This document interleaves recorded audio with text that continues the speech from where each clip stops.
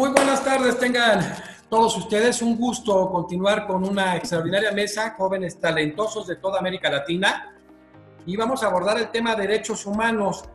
Está con nosotros José Antonio Vergara, de la Universidad Vizcaya de las Américas, de Nayarit, quien es vicepresidente del capítulo Nayarit, que será el primer participante, con 2 minutos cada uno, y en su segundo bloque, 3 minutos de cierre cada uno. En segundo lugar participa Sergio Eduardo López, de la Universidad Católica Santa María la Antigua de Panamá, presidente del capítulo Panamá de la Academia Mexicana de Derecho. En tercer lugar, Rolando Soto Lerma, de la Universidad Autónoma de Coahuila, quien es presidente del capítulo Coahuila de la Universidad Autónoma de la Academia Mexicana de Derecho. En cuarto lugar, Pablo Andrés Vidal Morales, de la Universidad de Chile, quien es de Chile precisamente vicepresidente del capítulo chileno de la Academia Mexicana de Derecho. En quinto lugar está Andrés Cermeño Gutiérrez, de la Universidad Autónoma de San Luis Potosí, quien es vicepresidente del capítulo joven de San Luis Potosí. Y cerramos con Juan Nivar Álvarez, de la Universidad Autónoma de Santo Domingo, que representa precisamente a la República Dominicana, y quien es presidente del capítulo de República Dominicana de la Academia Mexicana de Derecho. Pues iniciamos la primera participación de estos jóvenes, en el caso concreto de José Antonio Vergara, de la Universidad Vizcaya de las Américas, sede Nayarit. Bueno, yo les voy a hablar sobre la reforma al artículo primero de la Constitución. El 10 de junio del 2011 se reformó el artículo primero de la Constitución Política, lo que representó una de las reformas más importantes en la vida jurídica de México, claro, en materia de derechos humanos. En ella se incorporaron a la Constitución diversos estándares que se encontraban en el derecho internacional, claro, en el marco de los derechos humanos, así como los principios de universalidad, interdependencia, progresividad, con los que las autoridades deberán de promover, garantizar y proteger los derechos humanos. Primeramente, en esta reforma, una de las cuestiones que yo considero más importantes es que se elevó a rango constitucional a los tratados internacionales firmados y ratificados por el Estado mexicano. ¿Qué significó esto? Bueno, que ya no se podía comprender al sistema de derecho en México como una pirámide donde la Constitución se encuentra hasta arriba. Ahora lo que se tiene en México es un sistema que se integra por la Constitución, los tratados internacionales y la interpretación que se haga de ambas. A esto la Suprema Corte de Justicia de la Nación la denominó parámetro de regularidad de la Constitución. Ya no se habla de un bloque de constitucionalidad, sino de un parámetro de regularidad. Por otra parte, a la reforma también se incorporó el principio pro persona y el principio de interpretación conforme. Esto en el segundo párrafo del artículo primero de la Constitución. Bueno, en cuanto al principio pro persona, consiste en un ejercicio, digamos, de ponderación a la fundamentabilidad de los derechos humanos, a efecto de estar siempre a favor de la persona. Esto implicará que las autoridades deberán de tomar la norma o la interpretación de la norma, esto es muy interesante, que proteja el mayor. Sergio, se concluye el tiempo de tu primera participación, José Antonio. Continuamos, hay que ser sincréticos. Sí, muchas gracias. Bien hecho, muy buena participación. Sergio Eduardo López, de la Universidad Católica Santa María la Antigua de Panamá. Yo voy a hablar del tema del control de la convencionalidad y algunas implicaciones en Panamá. Cabe mencionar que, independientemente de la teoría que se tenga sobre los derechos humanos son una conquista que ha logrado la humanidad a través de los tiempos. Sin embargo, el tema a través de una visión dualista en el sentido de, por una parte, integrar lo que es la teoría de los derechos humanos, sus generaciones, sus implicaciones, y por otra parte, los mecanismos que establecen los estados, los tratados, para proteger o tutelar los mismos. En ese sentido, control de convencionalidad que propiamente tal lo define el autor venezolano Alan Brewer Carías, donde menciona: el control que usualmente ha realizado y realiza la Corte Interamericana de Derechos Humanos en sus sentencias, cuando a juzgar las violaciones a la Convención Americana sobre Derechos Humanos cometidas por los actos o omisiones de los estados, ha tenido que confrontar las normas de la misma con las previsiones del derecho interno. En ese sentido, cabe recalcar también que hay dos tipos de control de convencionalidad: el concentrado, que es el que ejerce la Corte Interamericana de Derechos Humanos, cuya norma principal es dicha convención, y el control difuso o desconcentrado que ejercen los estados a través de las distintas autoridades de sus organismos, de su poder judicial. En ese sentido, también cabe mencionar que la Constitución panameña, en el artículo 4, regula lo que es el artículo que dice Panamá acata las normas del derecho internacional. Y el artículo 17 de la misma Constitución señala que las normas que establezca esta Constitución se van a considerar como mínimas y no excluyentes de otras que incidan sobre derechos humanos. Ahora bien, el tema del control... Listo. En tercer lugar, ahora le toca participar a Rolando Soto Lerma de la Universidad Autónoma de Coahuila. Bueno, una de las principales tareas para hacer derechos humanos una realidad y que no queden solamente como un párrafo más dentro de todo un sistema normativo es la labor de defensa y promoción de los derechos humanos que realizan las organizaciones de la sociedad civil, de los derechos humanos y la sociedad en general. Las actividades de promoción de los derechos humanos se vieron en una situación de vulnerabilidad COVID-19 en todos los países del mundo. Gracias a la pronta respuesta de los diferentes países y las medidas establecidas por la Organización Mundial de la Salud para evitar la propagación del COVID-19, la promoción de los derechos humanos en los casos más extremos tuvo que ser suspendida para evitar el esparcimiento del mismo. Recordemos que promover, según lo establecido por la Comisión de Derechos Humanos de la Ciudad de México, significa dar publicidad a algo, hacer que el mayor número de personas conozcan ese algo y lo acepten como suyo o parte de la vida que lo rodea. Generalmente la labor de promoción consiste en actividades presenciales, que con la llegada del COVID-19 tuvieron que dar un giro de 180 grados. Las conferencias, convenciones, cumbres, reuniones, etcétera, tuvieron que cesar por prevención al esparcimiento del mismo, y este virus nos obligó a innovar y utilizar las diversas herramientas que nos ofrecen los medios tecnológicos de comunicación, cambiando radicalmente la manera en que se promueven los derechos humanos. Estos medios tecnológicos nos permitieron ir más allá, pasar las barreras físicas de los territorios geográficos y llegar a muchísimas más personas. Y esta transmisión es un claro ejemplo de las medidas que se tomaron para seguir con la labor. Ahora participa Pablo Andrés Vidal Morales de la Universidad de Chile. Y voy a partir con una frase que parte más bien de la ciencia romanística y dice mucha relación con este control como herramienta para la protección de los derechos. Nosotros los modernos nos movemos intelectualmente en un universo de derechos subjetivos, es decir, yo tengo derecho a física, tengo derecho a la integridad psíquica, tengo el derecho a la propiedad, tengo derecho a la igualdad y a no ser discriminado, ¿cierto? Pero estos derechos no van a ser derechos realmente si no tienen un camino abierto hacia el examen judicial. Lo mismo pasa con los tratados internacionales que han sido, digamos, suscritos y ratificados por Chile, en mi caso, ¿no? A través del control de convencionalidad. Si bien existen un catálogo de derechos que están en nuestra Constitución y un catálogo de derechos que están en distintos instrumentos internacionales, ¿cómo nosotros nos aseguramos de que esos derechos sean efectivamente protegidos? Bueno, efectivamente a través del control de constitucionalidad. Y tal como lo explicó Sergio, que coincidimos en el mismo tema, yo voy a abordar el control de convencionalidad tanto desde el ámbito externo como interno, o tanto del ámbito internacional como del ámbito nacional. En el ámbito internacional, todos lo sabemos, estamos dentro del sistema interamericano, y la manera de proteger o el organismo encargado de tutelar los derechos que están en los instrumentos internacionales, especialmente la Convención Americana de Derechos Humanos, es la Corte Interamericana de Derechos Humanos y la Comisión Interamericana de Derechos Humanos cuando se ejecuta o se practica una denuncia por una violación del Estado, ¿cierto?, del que todos somos parte, por lo menos del que todos somos parte, ¿no? Cada uno en su respectivo país, y se inicia y se continúa con el procedimiento hasta que llega hasta la Corte Interamericana de Derechos Humanos, ¿cierto? Y esta dicta una sentencia que decide si es que se violó un derecho fundamental. Ahí es cuando internacionalmente se concreta la protección o la tutela de un derecho subjetivo, ¿cierto? En la medida que yo tengo de alguna manera una acción internacional. En el caso del ámbito interno, los agentes que están encargados de efectuar este control de convencionalidad, constitucionalidad, es el que realizan los agentes del Estado, que no son sino en nuestro caso, en mi país, los tribunales ordinarios de justicia. Concluyen los 2 minutos. Andrés Cermeño Gutiérrez de la Universidad Autónoma de San Luis Potosí.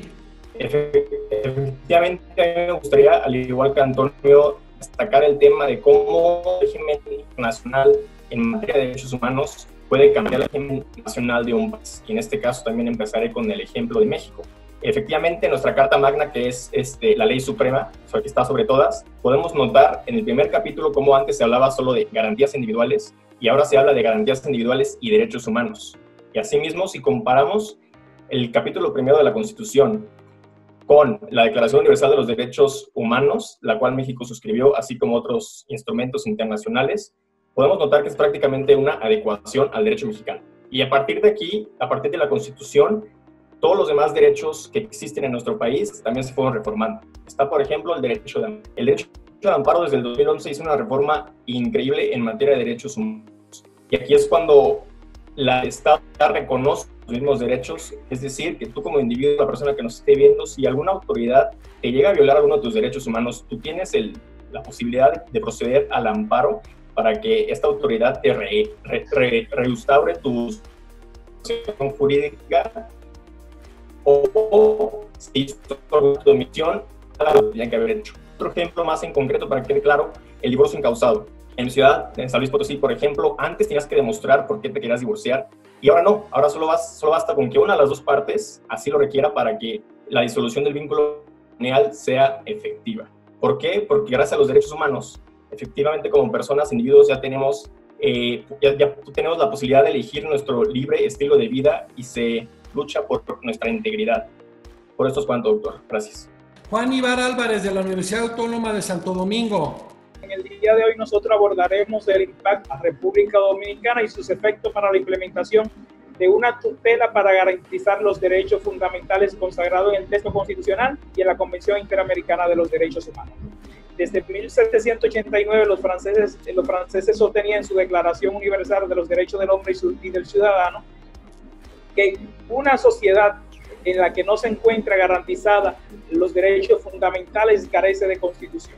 En la República Dominicana no es hasta 1999 que la Suprema Corte de Justicia de nuestro país, mediante jurisprudencia y en virtud de lo que establece el artículo 25, numeral 1 de la Convención Interamericana de los Derechos Humanos, contempla la posibilidad de incluir un recurso que posibilite la tutela de los derechos fundamentales. Es a partir de ahí, y haciendo uso del control de convencionalidad de ese mandato que nos imponía la Convención Interamericana de los Derechos Humanos, que la Suprema Corte de Justicia, el 24 de febrero del año 1999, estableció la acción de amparo para tutelar los derechos fundamentales que se encuentra consagrado en la Constitución de la República Dominicana y por consiguiente en la Convención Interamericana de los Derechos Humanos. Posteriormente, estos fueron incorporados en la reforma constitucional del año 2000, dándole rango constitucional a la garantía para tutelar los derechos fundamentales en nuestro ordenamiento jurídico. Es cuanto. Pues bueno, una primera etapa excelente, los 6, excelente. A lo mejor en tiempos hay que medirlo un poquito, pero muy buenas participaciones. Se abordó precisamente ya el tema de esta reforma en México del artículo 1 constitucional que genera la incorporación del derecho internacional de derechos humanos, el mismo artículo 13 y el 29 que tiene que referirse a suspensión de garantías que implica el 27.1 de la Convención. Abordaron el tema del control de convencionalidad en sede interna y en sede internacional. Abordan en México cómo se genera el bloque de constitucionalidad y convencionalidad, que con la jurisprudencia de la Corte Interamericana de Derechos Humanos, el derecho nacional se convierte en derecho infraconvencional. Y bueno, ese tema que también abordan al final en el sentido de ese artículo 16 de esta declaración francesa, de que para que exista una constitución deben estar asegurados los derechos fundamentales y la división de poderes. Elementos básicos, porque incluso hoy en día la división de poderes desde la parte dogmática y desde la parte orgánica se debe contemplar como un derecho fundamental del ciudadano. Es algo muy interesante, es un bloque excelente, jóvenes muy talentosos. No puedo decir, de verdad es increíble el proceso de selección. Me tocó con Andrés conocerlo a través de un gran profesor, en el caso de Domingo Auces. Me toca conocer a Sergio Eduardo pues a través del presidente del Instituto Panamericano de Derecho Procesal, el doctor Jorge Federico Lee. Antonio Vergara, pues me tocó conocerlo a través de uno de mis grandes amigos, un gran académico, a Ricardo, allí en Nayarit, en la Universidad de Vizcaya, un extraordinario amigo. En el caso de Rolando me toca el tratado directo con él y con mi querido amigo Juan Mivar, pues me toca con Carlos González, que también, y bueno, reitero, muy jóvenes y tienen que estar posicionados en el litigio, en la función pública. Juan Mivar hoy está en el Tribunal Constitucional de República Dominicana y de verdad es un grupo excepcional. Qué bueno que son jóvenes que no pierden humildad, qué bueno que son jóvenes muy valiosos, que entiendan que esto que se está forjando a nivel internacional, no de nuestra región, requiere jóvenes comprometidos, pero jóvenes como ustedes que estén capacitados y que ponderen el equipo. Y eso lo vamos a hacer como hermanos, como juristas, que nuestro común denominador inicial es el amor por el derecho. Vamos a la segunda fase, 3 minutos para cada quien. Y su segunda fase de José Antonio Vergara, de la Universidad Vizcaya de las Américas, sede Nayarit. Ahora me gustaría hablar de cómo ha ido adoptando el control de convencionalidad dentro del derecho interno mexicano. Incluso la Corte Interamericana de Derechos Humanos lo define como una institución que se utiliza para aplicar el derecho internacional. A manera de precedente, antes de la reforma constitucional del 2011, de la que hablé en mi primera intervención, México contaba con 6 condenatorias por parte de la Corte Interamericana de dichas sentencias. Para ello tuvo que modificar diversas disposiciones de su derecho interno para que pudieran ser compatibles ellos la modificación del artículo 1. Es curioso cómo a través de las sentencias la Corte Interamericana es que se va elevando el estándar de exigencia de cumplimiento de las propias sentencias. Tal es el caso de Radilla Pacheco versus México, dentro del expediente Varios 912 de 2010, que resolvió 2 cuestiones muy interesantes. El control de convencionalidad, primeramente, es obligatorio para todos los jueces del país. Ya no compete solo a los jueces federales, sino que también compete a los jueces de cualquier nivel, materia, territorio, el velar y aplicar no solo los derechos contenidos en la Constitución, sino ahora también en los tratados internacionales. Y ellos tendrán la facultad de inaplicar una norma que esté por debajo de la Constitución y que sea contraria en un caso específico. Este es el control difuso. También señaló que el control de convencionalidad se debe de realizar de manera oficiosa, es decir, que ellos están obligados y deben asumir una posición en defensa de la Convención Americana sobre los Derechos Humanos, aun y cuando las partes en un juicio dentro del litigio hayan invocado, es decir, un control ex oficio. Pero a partir de esto surge la duda: ¿qué pasa cuando en un tratado protege un derecho y en la Constitución lo restringe? Bueno, este mismo año, en 2011, la Suprema Corte de Justicia de nuestro país resolvió a través de una contradicción de tesis que lleva por número 293 del 2011 varias cuestiones. Una de ellas es que ya reconoce este parámetro de regularidad donde incluye a los tratados internacionales para la interpretación de derechos humanos, y también que la jurisprudencia emitida por la Corte es obligatoria y vinculante aun cuando el Estado mexicano no haya sido parte. A manera de conclusión, también resolvió esta contradicción de tesis que cuando un tratado internacional proteja un derecho y la Constitución lo restrinja, debe de prevalecer lo que establece la Constitución. Esto sería cuanto por mi intervención final. Sergio Eduardo López, de la Universidad Católica Santa María la Antigua de Panamá. Como seguir con el tema del control de convencionalidad, es necesario recalcar que este control es como este control anda los derechos o aplica los derechos de la Constitución. En ese sentido, hay que citar lo que Luis Farioli en su texto Derecho y Razón.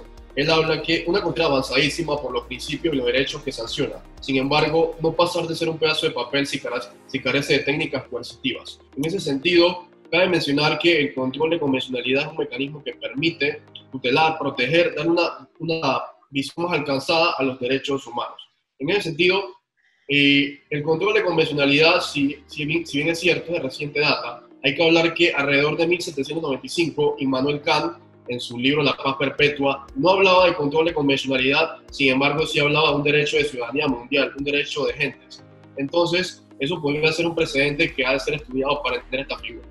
En cuanto a esta figura tiene algunos precedentes relacionados a la República de Chile. En ese caso, la última tentación de Cristo, Olmedo Bustos versus Chile, en el año 2001, cuando una norma constitucional cercenaba un derecho cinematográfico. En ese sentido, la Corte ordenó a Chile a modificar su constitución para que fuera más incluyente.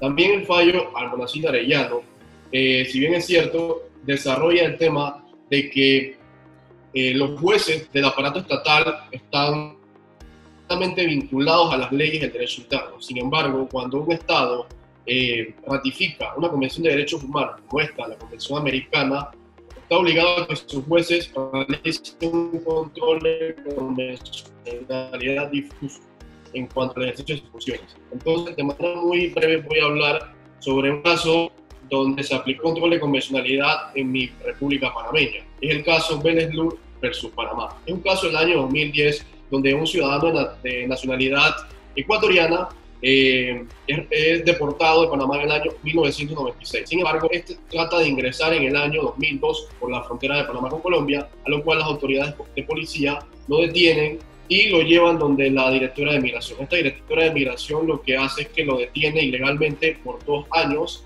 le viola sus derechos, le restringe la libertad personal, lo torturan, lo llevan a un establecimiento penitenciario y lo juntan con presos distintos a él. Entonces, básicamente, la Corte cuando condena a Panamá, lo que realiza es decirle a Panamá que permitía condenar a una persona por 2 años, y eso es lo que se está realizando hoy en día. Muchas gracias. Excelente participación. Continuamos con Rolando Soto Lerma, de la Universidad Autónoma de Coahuila. Muy importante precisar que la nueva normalidad nos ha obligado a adaptarnos, evolucionar y dejar por un momento la manera tradicional de hacer las cosas en la vida cotidiana. Pero ¿qué pasará en el futuro con la labor de promoción de los derechos humanos? ¿Cómo se llevarán a cabo las labores de promoción? Y sobre todo, ¿por qué es tan importante esta función? La labor de promoción de los derechos humanos es una actividad súper importante, tan valiosa que la eliminación de esta tarea es imposible porque tendría resultados catastróficos para la sociedad en general. Lo que tendremos que hacer ahora es adaptarnos a una nueva normalidad, seguir utilizando las herramientas de esta labor desde nuestras casas, adoptar todas las medidas de prevención y acatar las recomendaciones de la Organización Mundial de la Salud, los estados y los municipios, y en la medida de lo posible concurridos y zonas de alto riesgo. Las labores de promoción de los derechos humanos seguirán, pero no de la manera en que todos estamos acostumbrados, manteniendo el distanciamiento físico, pero no el social, y sobre todo, cuidando siempre la salud de todas y todos. Se privilegiará el seguir continuando con el uso de los medios de comunicación mismos que nos permiten tener un mayor alcance, llegar a más personas y lograr una correcta promoción de los derechos humanos. Porque vemos que el futuro es incierto para todos y todas. Nadie sabe qué pasará el día de mañana o dentro de 10 años. Nada es seguro, pero lo que debemos de tener presente es que depende de nosotros hacer que los derechos humanos se sigan difundiendo, que lleguen a todas las personas del mundo, que se exija su aplicación y sobre todo se respeten. No vamos a poder continuar un control de convencionalidad como lo hacen mis compañeros si no tenemos una correcta promoción de los derechos humanos, puesto que no se tendría el conocimiento de la promoción y difusión de los derechos humanos. No es tarea de uno, es tarea de todos. Todos debemos luchar por hacerlo realidad, porque los derechos humanos no descansan y labor de promoción. Acostumbrémonos a la nueva realidad porque es una tarea de todos. Muchísimas gracias, doctor. Pablo Andrés Vidal Morales, de la Universidad de Chile. Yo me quiero referir al control de prevención en el ámbito internacional, y precisamente me voy a referir a un caso que tuvo lugar en mi país, que es bastante emblemático y que es el caso que quizás todos conocen acá, que es el caso de la jueza Atala. Todos sabemos que el derecho a la igualdad y el derecho a la no discriminación es un derecho fundamental y que está consagrado en diversos tratados internacionales, especialmente en el Pacto de San José de Costa Rica y en la Convención Americana de Derechos Humanos. Lo relevante es que a la época en que acaecieron los hechos que forman parte de todo este proceso, de todo este caso, ese derecho estaba consagrado constitucionalmente. Entonces, a pesar de su consagración constitucional, a la jueza Atala se le quita el cuidado personal, o lo que tal vez ustedes conocen como tuición, de sus hijas, sobre la base de una demanda que inicia su marido, digamos, en contra de ella, y finalmente pierde ella el cuidado personal debido a su orientación sexual, porque ella había tenido obviamente una una pareja del mismo sexo y además porque su orientación sexual era lesbiana. Entonces, en este caso es emblemático porque el derecho de la jueza Atala, el derecho infringido, el derecho a la igualdad y a la no discriminación, fue finalmente cautelado y fue finalmente protegido. Es decir, tal como dicen, como enseñan todos los profesores, el derecho internacional de los derechos humanos es aquella instancia a la que nosotros tenemos acceso cuando se agota el derecho interno. En este caso, a la jueza Atala se le agotó el derecho interno y recurrió a la Comisión Interamericana de Derechos Humanos, practicó la denuncia, esperó el tiempo que tenía que esperar y finalmente y se inició el proceso en la Corte Interamericana de Derechos Humanos y finalmente obtuvo una sentencia favorable, yéndose ella, personalmente, solo como una persona natural, en contra de todo el Estado de Chile. Porque en ese año 2005 y en el año 2004, el Estado de Chile, en el sentido de que entendemos nosotros que los tribunales ordinarios de justicia forman parte del Poder Judicial, el Poder Judicial es uno de los poderes del Estado, vulneró flagrantemente su derecho a la, entre otros derechos, pero principalmente el derecho a la igualdad y el derecho a la no discriminación. Y finalmente ella obtiene una sentencia, una reparación económica, obtiene una indemnización y finalmente recupera el cuidado personal de sus hijas. Es un caso muy famoso, muy emblemático, y que es una manera de cómo el control de convencionalidad se concreta en el ámbito internacional, porque los jueces no fueron capaces de respetar ni siquiera la propia Constitución y ni lo dispuesto en la Convención Americana de Derechos Humanos. Entonces, sobre lo dicho, que quisiera resaltar características de este control de convencionalidad que son de extraordinaria relevancia. En primer lugar, este caso sentó un precedente y a través de él y a través de muchos otros casos similares podemos llegar a las siguientes conclusiones, ¿cierto? Este control de convencionalidad debe ser realizado de oficio por toda autoridad pública, incluyendo a los otros poderes del Estado, ejecutivo y legislativo. Su ejercicio se realiza en el ámbito de las competencias de cada autoridad. La obligación está siempre presente, en el sentido de que cada órgano jurisdiccional tiene que necesariamente hacer la comparación entre la normativa internacional y donde están consagrados los derechos fundamentales, ¿cierto? El gran catálogo y las normas que están aplicando y efectivamente abstenerse de aplicar la norma si es que... Concluye tiempo, Pablo Andrés, excelente participación. Viene Andrés Cermeño Gutiérrez de la Universidad Autónoma de San Luis Potosí. Bueno, anteriormente comenté cómo el derecho internacional en materia de derechos humanos puede cambiar el derecho nacional, ¿no? Ahora me gustaría platicar cómo de lo nacional también nos podemos ir a lo internacional. Y efectivamente, pues podría empezar hablando de la Organización de los Estados Americanos, que tengo entendido que todos aquí somos países parte. Efectivamente, aquí lo importante es que sepamos que existe este órgano judicial, como anteriormente habían comentado, que es la Corte Interamericana de Derechos Humanos, que prácticamente se basa en la Declaración Americana de los Derechos del Hombre.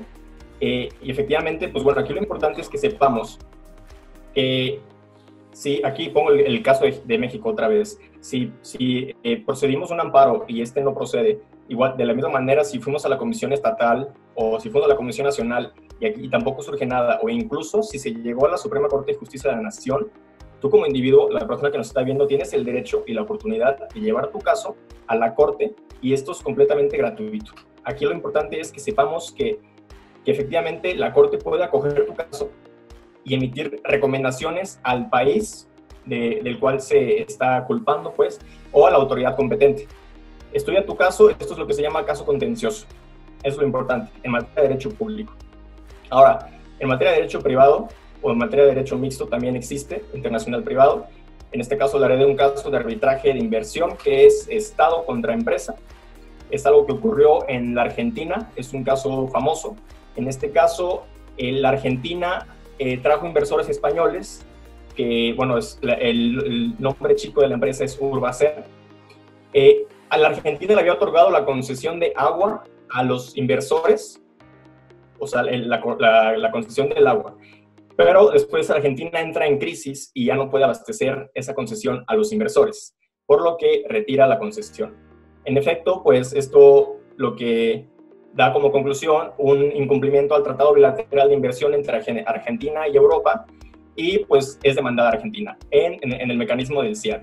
Efectivamente, después se van a este mecanismo, pero lo interesante aquí es que la Argentina pudo realizar una contrademanda contra los inversores españoles, contra Urbacer, argumentando el derecho al agua, que es un derecho humano. Entonces aquí podemos platicar y podemos ver cómo incluso los derechos humanos se utilizan en disputas internacionales contra empresas. Y bueno, finalmente para concluir, lo que me gustaría es que todos los estén viendo, las personas y los abogados, litigantes, estudiantes, sepamos que los derechos humanos se pueden utilizar tanto en el ámbito nacional como en el ámbito internacional, y estos deben de ser reconocidos y defendidos por la autoridad competente. Por esto es cuanto, doctor. Muchas gracias. Juan Nivar Álvarez, de la Universidad Autónoma de Santo Domingo. En esta ocasión voy a destacar que en nuestro ordenamiento legal dominicano teníamos unos antecedentes remotos sobre el control de convención de los tratados internacionales, que fue fijado en la década de los 60 del siglo pasado por nuestra Suprema Corte de Justicia, en donde se establecía la relación existente entre los tratados internacionales y el derecho interno, estableciendo precisamente que los tribunales tenían la obligación de hacer un control de los tratados internacionales, siempre primando la prevalencia del texto constitucional y los tratados de la Constitución. Pero esta realidad cambia precisamente en el año 2010 con la reforma que se le introdujo a nuestro texto fundamental, en donde a los tratados internacionales se le está dando un rango constitucional siempre que sea en materia de derechos humanos. Anteriormente, la Suprema Corte de Justicia no hacía esa distinción en su control de convencionalidad, que precisaba en la década de los 60, si era relativo a derechos humanos, que es simplemente sobre todos los tratados internacionales.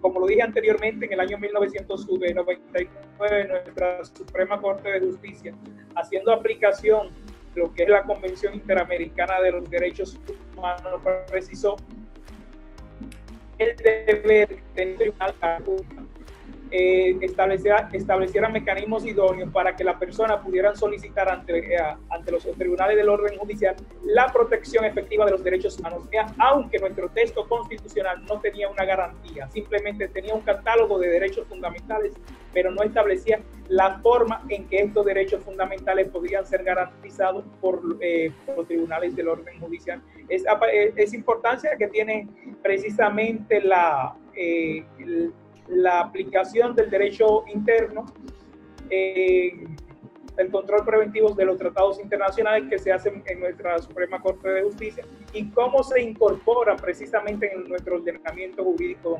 dominicano.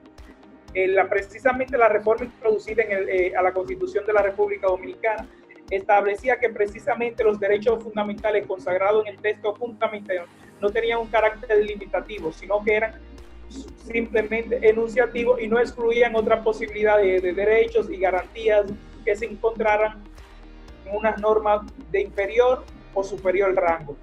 También simplemente esa reforma introdujo que solamente mediante una ley se podrían limitar los derechos fundamentales y garantías consagrados en la Constitución, siempre respetando por lo menos el núcleo esencial y la garantía mínima de ese derecho. Precisamente aquí viene y se le da rango constitucional al control preventivo de los tratados internacionales, estableciendo un mecanismo precisamente para que dentro del ordenamiento judicial se estatuyera el control preventivo de los tratados internacionales. Y es por eso que una de las competencias que se le da al Tribunal Constitucional de la República Dominicana, creado por la Constitución del 2010, precisamente es que el Tribunal Constitucional, antes de entrar de que sea ratificado por el Congreso Nacional, un tratado internacional tiene que pasar por el control del Tribunal Constitucional para que determine si esa norma de aprobarse al incorporarla en el ordenamiento jurídico constitucional vulneraría el contenido constitucional. De no hacer vulnerar el contenido constitucional, sería inaplicable ese tratado internacional y no pasaría el siguiente paso, que es la ratificación del Congreso Nacional. Por lo tanto, no se mantendría ratificado, no se mantendría en nuestro país como ratificado. Simplemente es un paso que el tribunal ha ido avanzando y se han ido rechazando algunos, pero no en materia de derechos humanos. Todos han sido incorporados hasta el momento y el tribunal lo ha rechazado. Perfecto, Juan. La verdad es que fue una mesa modélica. Es complicado en 2 y 3 minutos, pero también es un gran paso porque somos sincréticos, ¿no? De alguna manera es un ejercicio mental muy difícil, pero ustedes son jóvenes muy brillantes y esto lo vamos a ir adelantado porque el año que entra vamos a lanzar una competencia internacional de derechos humanos y bueno, ustedes van a participar varios de ustedes y después más adelante van a juecear y esta la vamos a instituir todos los años. A mí me encantó la participación, de verdad, una mesa excelente. Por ejemplo, en todo este tema, José Antonio Vergara pues, abordan esa tesis 912/10, donde México incorpora, en el caso Radilla Pacheco, específicamente el derecho internacional de derechos humanos, que es un gravísimo error, porque México había ratificado en 1981 la Convención Americana sobre Derechos Humanos y en 1998 ratificó la jurisdicción de la Corte Interamericana de Derechos Humanos. Pero es un avance porque en México tenemos muy arraigados que todo este tema de la incorporación del derecho internacional de derechos humanos, como pasa en varios países de Latinoamérica, la CERATEC, específicamente el tema de la soberanía y la supremacía constitucional, y es un gravísimo error. El sistema interamericano, todo este estándar del sistema interamericano de derechos humanos nos da, sobre todo, el lograr la efectividad, lo que no se logró. Ya decía Juan Ibar, es un control preventivo el que se genera a través del control difuso. Y en esas, precisamente, en ese caso específico, varios 912/10, de ahí surgieron varias tesis para 2011, que es la 65, la 66, que fueron básicas, y México reconocía que eran vinculantes las sentencias que hubiera sido Estado parte de la condena, y que en el 60 y la 66 era un criterio orientador. Gravísimo error. Todas las sentencias de la Corte Interamericana de Derechos Humanos son vinculantes, totalmente vinculantes. Y aquí la clave es que el defecto que se tiene es que creen que obviamente la parte propositiva es para el Estado condenado, pero el considerando es obligatorio para todos y cada una de las partes. Así es de que, cerrando, aborda la tesis, sobre todo la 293/11, que es un verdadero retroceso. Es un retroceso que se tenga en el tema de restricciones que abordar el derecho nacional. Hay que entender los artículos 26 y 27, así como el 31.1 de la Convención de Viena sobre los derechos de los tratados y los artículos 1.1 y 2 de la Convención Americana sobre Derechos Humanos. Estás obligado, el pacta sunt servanda, a cumplir a lo que te comprometiste y no puedes invocar el derecho interno para desaplicar o desconocer. Hay una sentencia de la Corte Interamericana de Derechos Humanos, que es la de Leodoro Portugal, contra Panamá precisamente, donde establece cómo se genera responsabilidad internacional del Estado por acción o por omisión. Entonces fue una participación verdaderamente brillante. Sergio Eduardo López también abordó algo muy importante. Fíjense cómo ustedes pueden generar bien chavos doctrina. Sergio establece el origen y hace un análisis con Immanuel Kant que me gustó mucho, muy interesante también. El verdadero origen del concepto de control de convencionalidad no está en el sistema interamericano. El origen está en Francia, increíblemente, y es a través de 12 casos muy específicos. El caso Sociedad Jacques en 1979 y el caso Nicolos en 1985. Ahí surge el concepto en Francia, en Europa surge. Hicimos un estudio muy profundo en el tema. Y ahí lo encontramos muy manejado como el Tratado de Roma debería estar por encima de la Constitución francesa. En el sistema interamericano es creado por don Sergio García Ramírez, a través de votos razonados, 2003, 2004 y 2005. El primer voto es el caso Machan. Luego viene un caso, el caso Machan contra Guatemala, el segundo en el 2004 el caso Tibi contra Ecuador y un tercer caso, el caso Vargas Areco contra Paraguay. Y surge ya colegiadamente, o sea, jurisprudencialmente el concepto como lo manejaron en el caso Almonacid Arellano contra Chile, con un gran detalle que no se consideraba vinculante. La primera sentencia que lo considera ex oficio o vinculante es la segunda sentencia plenaria, que fue la sentencia Trabajadores Cesados del Congreso contra Perú.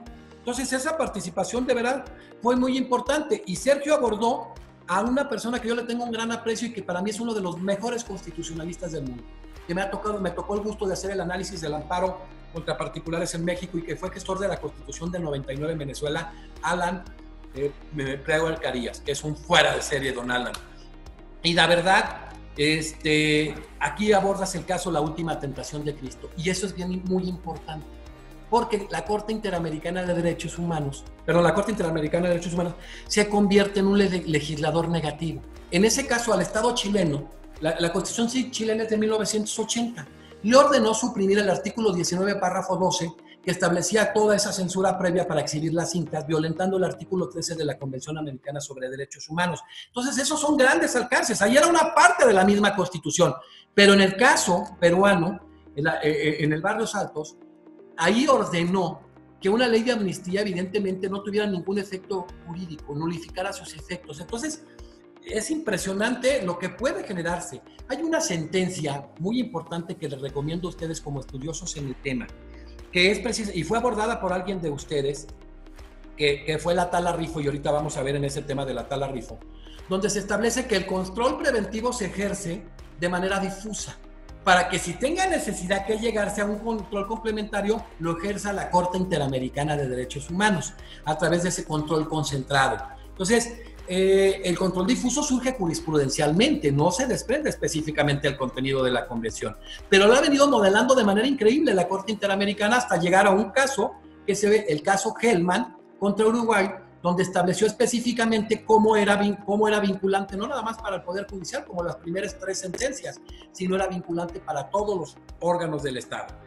Y posteriormente Rolando Soto hace una muy buena aportación también, como el tema de la promotoría de los derechos humanos, y ahí viene algo muy importante que debe hacerse dentro de lo que es la justicia constitucional, que es la pedagogía constitucional. ¿Cómo deben de difundirse estos derechos para el justiciable? Y en el sistema interamericano se ha venido haciendo un gran trabajo.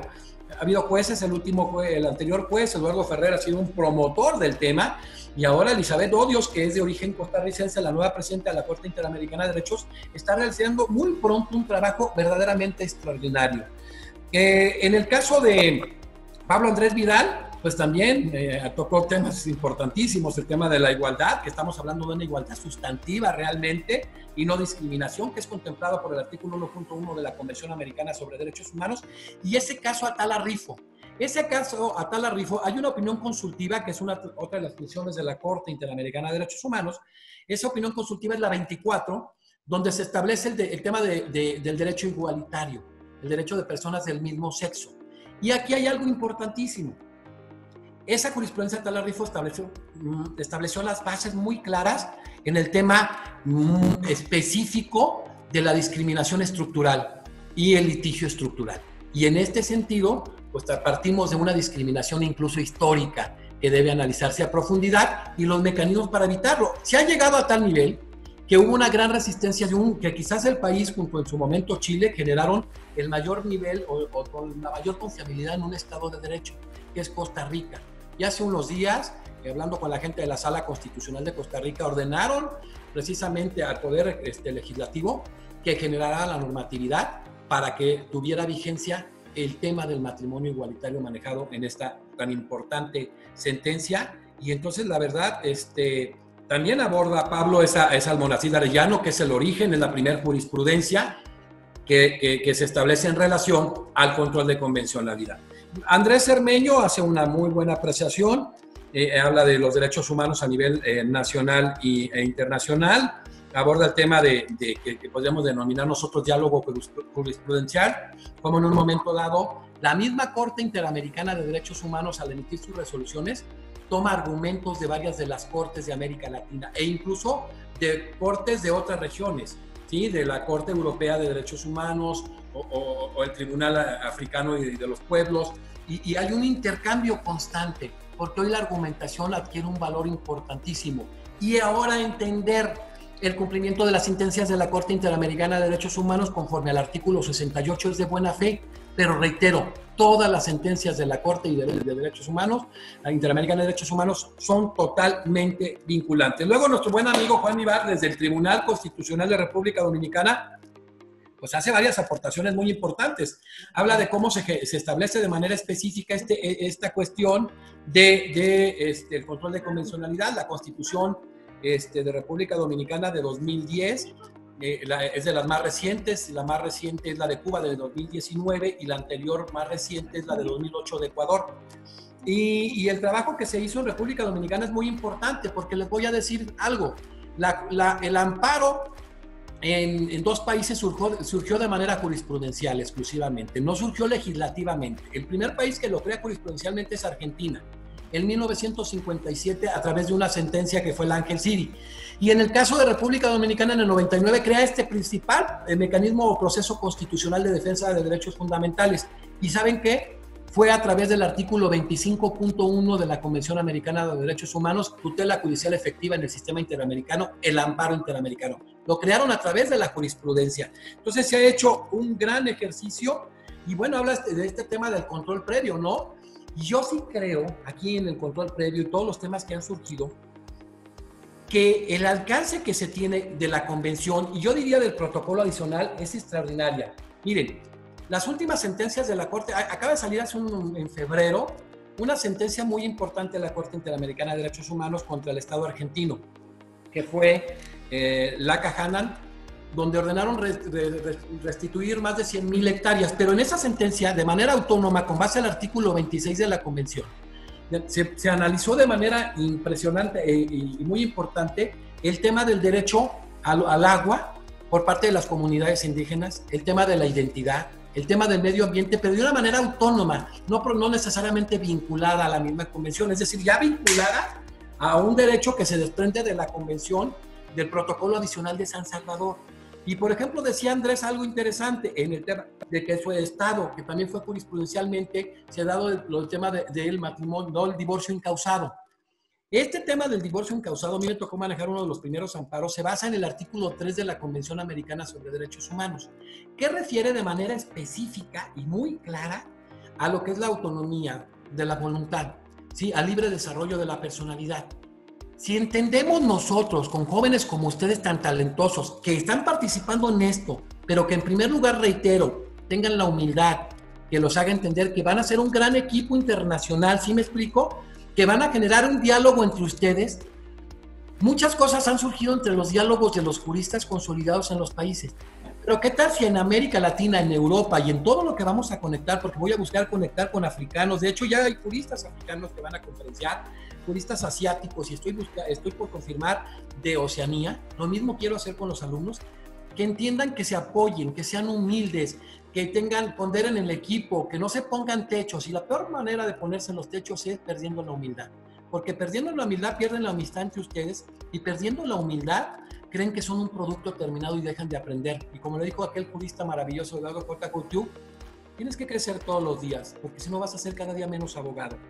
Esta mesa se me hizo emblemática, por eso quise tener al final una participación haciendo sobre todo un breve resumen de lo que dijeron ustedes. ¿Y saben por qué? Porque parece una mesa de abogados con 15 o 20 años de egresados de las universidades. Y eso me da mucho orgullo. ¿Sí me explico? Eso me da mucho orgullo y de veras estoy muy contento. Vamos a seguir trabajando, no es un hecho aislado, vamos a generar, ya son parte de la academia, todos nuestros amigos se están integrando, ya tenemos cubierto toda Iberoamérica y les reitero, voy a tratar de cubrir toda Europa. Necesitamos trabajar esto. Entonces el siguiente ejercicio va a ser un gran artículo que vamos a elaborar y ya platicaré con ustedes, que vamos a publicar en un par de revistas. Voy a ver una revista internacional y una revista nacional de altísimo nivel, donde los 6 con su servidor van a trabajar conjuntamente para generar esto. Así es de que, feliz de esta mesa. Les pido de manera personal y a nombre de la Academia Mexicana de Derecho a José Antonio Vergara de la Universidad Vizcaya de las Américas de Nayarit, a Sergio Eduardo López de la Universidad Católica Santa María la Antigua de Panamá, a Rolando Soto Lerma de la Universidad Autónoma de Coahuila, a Pablo Andrés Vidal Morales de la Universidad de Chile, a Andrés Cermeño Gutiérrez de la Universidad Autónoma de San Luis Potosí, a Juan Ibar Álvarez de la Universidad Autónoma de Santo Domingo. Y bueno, los despedimos, me voy a quedar un poco fuera del aire con ellos a platicar y agradecer, pero les agradecemos a estos jóvenes talentosos que hoy inician una gran unidad internacional con varios productos que a final de cuentas van a tener que incidir en políticas públicas, no de sus países, no de su región, sino a nivel internacional. Es el momento que se forjen los grandes juristas desde las universidades. Muchas gracias y a nombre de la Academia Mexicana de Derecho despedimos esta gran mesa de derechos humanos y bueno, continuaremos después con algunas otras mesas. Muchas gracias a todos.